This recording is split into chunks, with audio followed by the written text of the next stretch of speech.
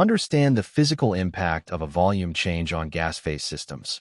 When the volume of a reaction vessel containing a gas phase equilibrium system is increased at a constant temperature, the concentration and partial pressure of all gaseous species decrease. Apply Le Chatelier's principle. According to Le Chatelier's principle, if a system at equilibrium is subjected to a stress, such as a decrease in total pressure due to an increased volume, the system will shift its equilibrium position in the direction that counteracts the stress. To counteract a decrease in pressure, the system shifts in the direction that produces more moles of gas to restore some of the gas particles and pressure.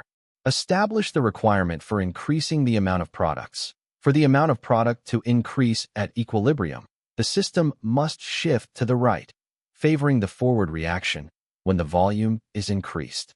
Therefore, the product side of the chemical equation must contain more moles of gas than the reactant side, delta in gas greater than 0.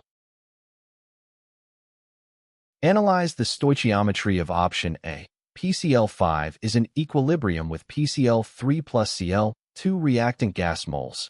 1 mole of gas, PCl5, product gas moles. 1 mole of PCl3 plus 1 mole of Cl2 is equal to 2 moles of gas since the product side has more moles of gas, 2 greater than 1. Increasing the volume of the vessel shifts the equilibrium to the right.